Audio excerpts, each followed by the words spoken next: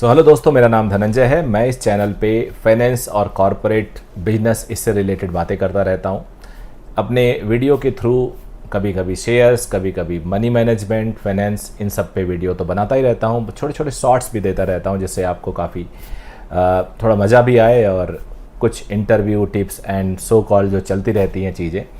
आज मैं बात करने वाला हूँ आपके इन्वेस्टमेंट का, कुछ rich dad and poor dad से रिलेटेड बातें, साइकोलॉजी ऑफ मनी, इन सब जो बुक्स आपने पढ़ी होगी, शायद अगर नहीं पढ़ी होगी ज़रूर पढ़िएगा। मैं इस पर काफ़ी वीडियो बना चुका हूँ। तो आज मैं मनी मैनेजमेंट पे बात करने वाला हूँ और बताने वाला हूँ कि कैसे आप अपने मनी मैनेजमेंट से, अपने इन्वेस्टमेंट से अपने फ्यूचर को सिक्योर कर सकते हैं और उससे भी ज़्यादा पैसा कमा सकते हैं जो आपको लगता है एक बिजनेसमैन कमाता है। क्योंकि कई बार हमारी लाइफ में ऐसी अपॉर्चुनिटी आती है जब अपनी जॉब को हमें लगता है कि हमें क्विट करना चाहिए और बिजनेस में एंटर करना चाहिए, लेकिन because of certain liabilities, because of risk tolerance नहीं होने की वजह से, क्योंकि लाइबिलिटी इतनी है, बैकअप नहीं है, फैमिली चलाना है, तो इसकी वजह से हम कई बार वो रिस्क नहीं ले पाते हैं और फिर हमें एक रिग्रेट रहता है कि यार हम लाइफ में एक लिमिट तक ही पैसा बचा पा रहे हैं, पैसा कमा पा रहे हैं और उसको एंजॉय कर पा रहे हैं। मैं आपको बता दूं, अभी आपको पता होगा बहुत जल्दी हमारे देश में इस टाइम टैक्स पेयर की संख्या बढ़ रही है और हमारे देश की इकोनॉमी बहुत अच्छी जा रही है, लेकिन अभी भी आप सरप्राइज़ होगे, लगभग ज़्यादा से ज़्यादा 6-7% पॉपुलेशन ही टैक्स पेइंग के दायरे में आ रही है।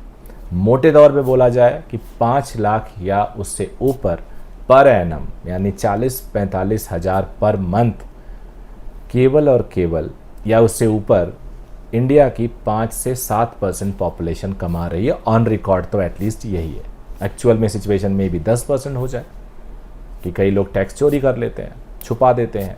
छोटे छोटे बिजनेसेस में आप आइडेंटिफाई नहीं कर पाते हो, लेकिन अब जो गवर्नमेंट की स्कीम UPI ये सब चल रहा है, इसमें सारे ट्रांजैक्शंस को मैप किया जा रहा है।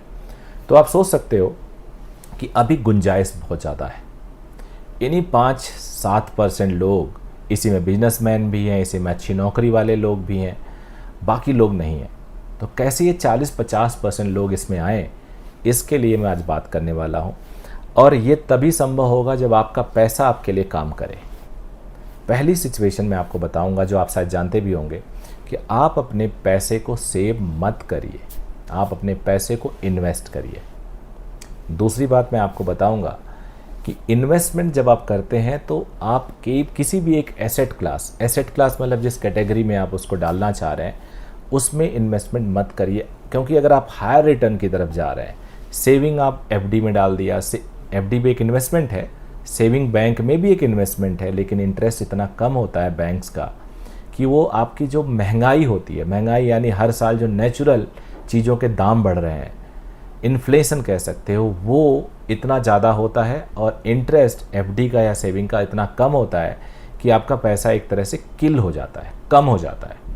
मैं अपने कई वीडियो में बता चुका हूँ, जो चीज़ इस साल 100 रुपये मिल रही है, अगले साल वो या तो 110 में हो जाएगी, 105 में हो जाएगी, 109 में हो जाएगी, कुछ तो 120 भी हो जाएंगी। यानी वो पैसा जो आप 100 रुपया अभी खर्च करके कोई सामान खरीद रहे हैं, अगले साल उसी सामान को खरीदने में आपको 110 रुपया लगना है। और आपका पैसा बैंक 103 रुपया बना के दे रहा है, 105 रुपया बना के दे रहा है, उसमें भी टैक्स उस इंटरेस्ट में लग जा रहा है। तो आप एक्चुअली 105 रुपया मार्केट में लेके जाएंगे और सामान मिल रहा है 110 रुपये का, तो 5 रुपया आपका बैंक खा गया। यही पैसा अगर आप कहीं और लगाते हैं, मे बी गोल्ड में लगाते हैं, मे बी शेयर में लगाते हैं, मे बी म्यूचुअल फंड में लगाते हैं, मे बी किसी बॉन्ड में लगाते हैं जहाँ पे आपका इंटरेस्ट 12-13-15% होता है, तो आपका पैसा जब मिलेगा, आपको मान लो 115 रुपया मिला और आपने सामान, उसमें थोड़ा टैक्स कट गया 1-2 रुपये, तो आपका जो सामान है वो 110 में मिला और आपका पैसा 100 रुपया हो गया 112, तो 2 रुपया आपने बचा लिया इस छोटे यूनिट पे। सिंपल सा मतलब यही है। तो आप अपने पैसे को इन्वेस्टमेंट में डालिए, डिफरेंट एसेट क्लास में डालिए। अब एसेट क्लास कैसे डिफरेंट हो सकता है? जो भी पैसा आपको ज़्यादा इंटरेस्ट देगा वो थोड़ा रिस्की होगा, क्योंकि अगर सभी लोग कंफर्म हो जाए इतना आएगा तो बैंक की FD बंद ही हो जाए। तो आप रिस्क की आपकी जो कैपेसिटी है उसको मेजर करिए। अगर आप कम एज के हैं, अगर आप 50-60 साल से नीचे के हैं, तो आपकी रिस्क टेकिंग कैपेसिटी बेटर होनी चाहिए। 60 से जैसे जैसे ऊपर जाएंगे रिस्क टेकिंग कैपेसिटी आपकी कम होनी चाहिए। फिर आप गोल्ड क्लास में आप इन्वेस्टमेंट कर सकते हो, क्योंकि गोल्ड लगभग क्या 100% सेफ़ है और लिक्विड भी है, किसी भी टाइम आप कैश करा सकते हैं।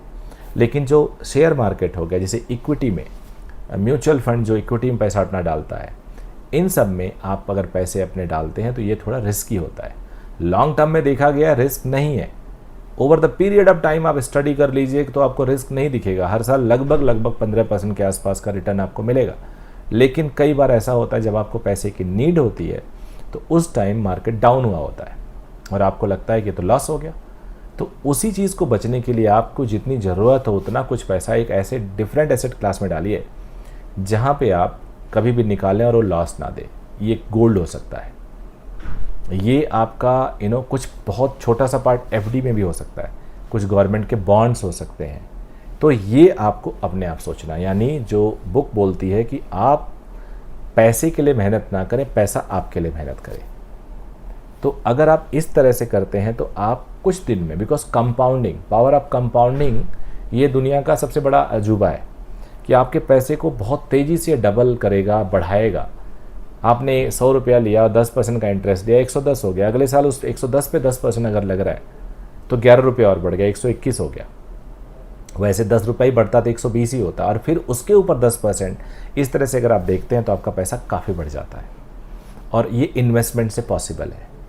इन्वेस्टमेंट से इतने बड़े बड़े लोग, इतने बड़े बड़ी फर्म्स, इतने बड़े बड़े इंडिविजुअल हैं कि जो इस टाइम दुनिया के सबसे रिचेस्ट हैं। अगर वो अपना पैसा शेयर मार्केट से निकाल दे, वॉरेन बफे साहब हो गए, जिम सिमोन्स अभी जिनकी डेथ हुई है, वो सबसे ज़्यादा इन्वेस्टमेंट लेते थे, इन्वेस्टमेंट से पैसे कमाते थे।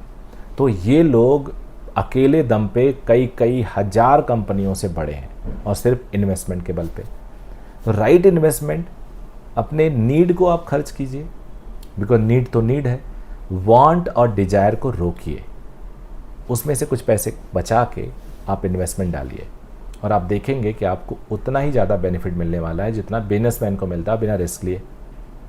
क्योंकि बहुत कम लोग हैं अभी, ऐसा भी नहीं है, और इतने कम लोग हैं यानी अभी लोग काम नहीं कर रहे हैं, सुन रहे हैं लेकिन अभी भी काम नहीं कर रहे हैं पैसे के लिए। पैसे पे दिमाग लगाइए, मनी मैनेजमेंट सीखिए और आप देखेंगे आपका पैसा ग्रो करने लगेगा। So it was all. Thank you.